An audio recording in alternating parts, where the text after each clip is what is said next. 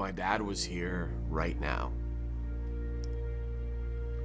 what would I say to him? I'd tell him that I'm okay. I know he would be so proud of me. So that's a different tone from local comedian Eric Johnston, whose dad is Canadian wrestling great Danny Bullwhip Johnson. Eric's taking, he's taking a different path than jumping in the ring like his dad, but rather jumping on stage with a mic and being a comedian. But you're actually a writer now too? What is this? That's right, a new book by Eric comes out, I guess tonight at midnight. It's called Run with the Ball, and happy to have on the show with us this morning. Hey, pal. Hey, I'm kind of nervous. Yeah, are you? Yeah, I'm never nervous. This is foreign to you because you're talking about me. This is not about me. Well, you come and act like an idiot normally, and I'm acting like an idiot. Like, come on, come to the show. No. Quickly, the book cover. Yes. Who did that? Matt Tobin, friend of mine, lead singer of band Dead and Divine. He's gone into graphic design work, and he makes book covers and posters and graphic design all over the world. And I reached out to him and I said, I have an idea for the book cover. He goes, I have a different idea. And then that's what he came up with. Anybody that follows you know that you talk about your dad. Like it's in your stand-up. Like it's part of you. It's a big part of my identity, having a father who was a professional wrestler, having a grandfather who was a professional wrestler. Like, it was an easy thing for me to get into show business. I was born basically into the circus. I was like young Rock. I had like the bushwhacker swimming in my pool as a kid, and one of my dad's best friends was Johnny Canine.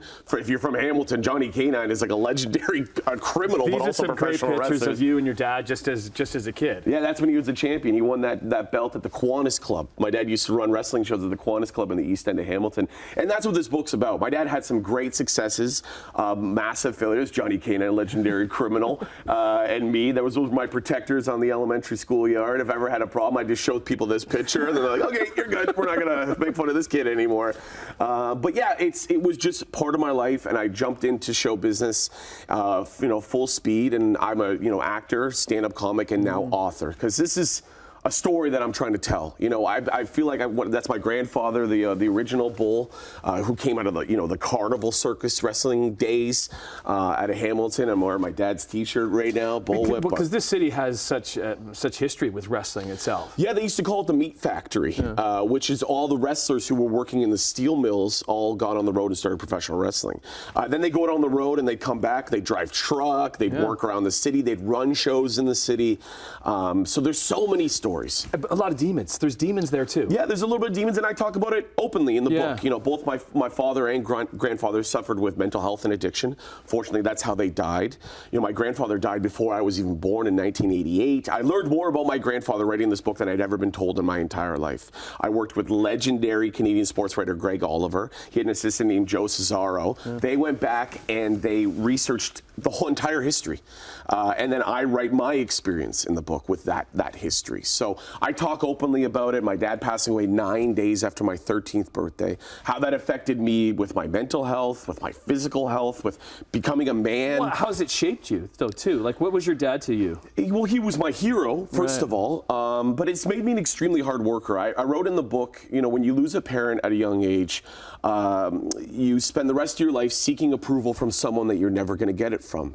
But it makes you an extremely hard worker. Those who've seen me on this show know that I'm always working, I'm always promoting, I'm always on tour, because I'm from the circus. If the show doesn't go on, I don't get money. This is my only job, right? So it's really exciting for me to get those stories out and how I got here. And people understand me, why I am the way I am. I'm a really heavy promoter, and that's what I do. And your dad was a promoter, and your granddad was a promoter in the wrestling ring. We only got 30 seconds left. Shoot, we don't have no time. But did you learn something about your dad that you didn't know before? I learned a lot about my dad. A lot of stuff I said about my dad, I learned as I was writing the book. I was learning about my own father and my own grandfather. There's just so much in there. Just in closing, I feel like for the last 33 years, I've been carrying around a backpack full of textbooks. These are stories, and now they're all out here, and they're available tonight at midnight. Right. What's it going to be like to actually have that book in your hands? And I look at it and I cry. I wrote it, I cried. It's emotional. It's both absolutely heartbreaking while being totally hilarious. There's a lot of comedy in this book, so don't feel like it's a total drag. Because this interview hasn't been very funny. I know, I'm usually more funny on this show. Buy the book and come to one of my shows. Okay, so when are we going back on tour? I start tour this Friday in Jarvis, Ontario, and I do 75 cities across Canada for the next 4 months, and I'll have the book available at my merch table. The circus is back on Friday. You can get the book on Amazon. It's called Run with the Bull, 3 generations of sports and entertainment. Eric Johnston, congratulations, buddy. Thank you very much.